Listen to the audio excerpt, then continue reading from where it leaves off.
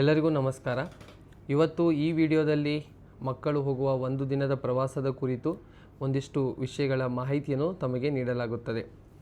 ಮೊದಲಿಗೆ ಈಗ ಒಂದು ದಿನದ ಪ್ರವಾಸಕ್ಕೆ ಯಾವ ಸಮಯಕ್ಕೆ ತಂದು ಮಕ್ಕಳನ್ನು ಬಿಡಬೇಕು ಅಂತ ಹೇಳಿ ನಾವು ಟೆಲಿಗ್ರಾಮ್ ಗ್ರೂಪಲ್ಲಿ ಮೆಸೇಜನ್ನು ಕಳಿಸಿದ್ದೀವಿ. ಸೊ ಆ ಸಮಯಕ್ಕೆ ಅನುಸಾರವಾಗಿ ಸರಿಯಾಗಿ ಮಕ್ಕಳನ್ನು ಶಾಲೆಗೆ ಬಂದು ತಲುಪಿಸಬೇಕಂತ ಎಲ್ಲ ಪಾಲಕರಲ್ಲಿ ನಾನು ವಿನಂತಿಸಿಕೊಳ್ತೇನೆ. ಎಲ್ಲರೂ ಸರಿಯಾದ ಸಮಯಕ್ಕೆ ಬಂದಲ್ಲಿ ನಾವು ಕೂಡ ಸರಿಯಾದ ಸಮಯಕ್ಕೆ ಇಲ್ಲಿಂದ ಡಿಪಾರ್ಚರ್ ಆಯ್ತಂದರೆ ರಿಟರ್ನ್ ಬರಬೇಕಾದ್ರೂ ಕೂಡ ನಮಗೆ ಸರಿಯಾದ ಸಮಯ ಸಿಗುತ್ತೆ. ಸೊ ಆದ್ದರಿಂದ ಪಾಲಕರು ಈ ವಿಷಯದಲ್ಲಿ ನೆಗ್ಲೆಕ್ಟ್ ಮಾಡೋದು ಬೇಡ ಅಂತ ತಮ್ಮಲ್ಲಿ ನಾನು ವಿನಂತಿ ಮಾಡ್ಕೊಳ್ತೀನಿ. ಆಮೇಲೆ ಟೈಮಿಗೆ ಸರಿಯಾಗಿ ರಿಪೋರ್ಟ್ ಮಾಡಲಿಲ್ಲ ಅಂದರೆ ನಾವು ಮತ್ತೆ ಫೋನ್ ಮಾಡಿ ಮತ್ತೆ ನೀವು ಲೇಟಾಗಿ ಬಂದರೆ ಬಿಟ್ಟು ಹೋಗುವ ಸಂದರ್ಭ ಕೂಡ ಬರ್ಬೋದು ಅನ್ನೋ ಕೂಡ ನಾವು ಮನದಲ್ಲಿ ಇಟ್ಕೋಬೇಕು.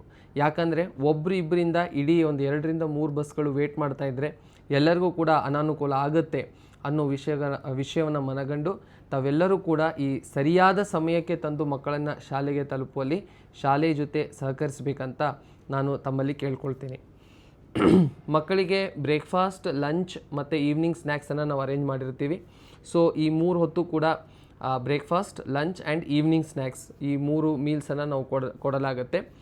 ಆಮೇಲೆ ಇದೆಲ್ಲ ನಾವು ಕೊಡ್ತಿರೋದ್ರಿಂದ ನೀವು ಸ್ನ್ಯಾಕ್ಸ್ಗಳನ್ನು ಕಳಿಸ್ಬೇಕಾದ್ರೆ ಲಿಮಿಟೆಡ್ ಸ್ನ್ಯಾಕ್ಸನ್ನು ಕಳಿಸ್ರಿ, ಹೆಲ್ದಿ ಸ್ನ್ಯಾಕ್ಸನ್ನು ಕಳಿಸ್ರಿ.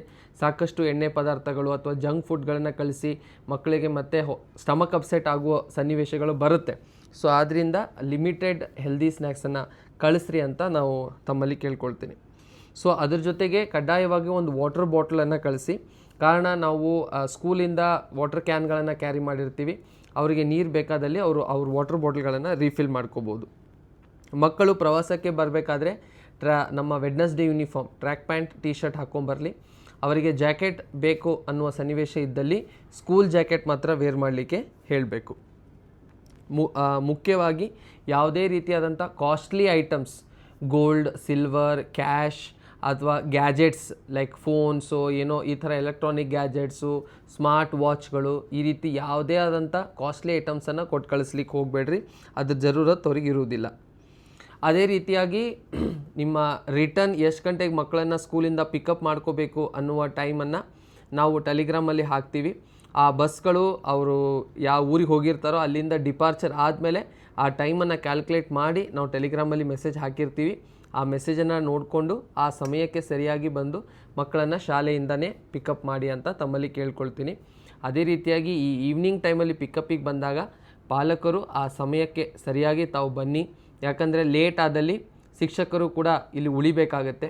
ಸೊ ಆದ್ದರಿಂದ ಸ್ವಲ್ಪ ಈ ಸಮಯ ವಿಷಯದಲ್ಲಿ ಮಾರ್ನಿಂಗ್ ಡ್ರಾಪ್ ಆಗ್ಬೋದು, ಈವ್ನಿಂಗ್ ಪಿಕಪ್ ಆಗ್ಬೋದು, ಇವೆರಡೂ ವಿಷಯದಲ್ಲಿ ತಾವು ನಮ್ಮ ಜೊತೆ ಸರಿಯಾಗಿ ಸಹಕರಿಸಿದರೆ ಮಕ್ಕಳಿಗೆ ಒಂದು ಸುಗಮವಾದ ಒಂದು ಒನ್ ಡೇ ಪಿಕ್ನಿಕ್ಕಿಗೆ ಏನೇನು ಒಂದು ಸೌಲಭ್ಯಗಳು ಬೇಕಾಗುತ್ತೋ ಅದನ್ನೆಲ್ಲವನ್ನೂ ಕೂಡ ನಾವು ಸುದೀರ್ಘವಾಗಿ ಚರ್ಚೆ ಮಾಡಿ ಎಲ್ಲ ಒಂದು ವ್ಯವಸ್ಥೆಯನ್ನು ಮಾಡ್ಕೊಂಡಿದ್ದೀವಿ.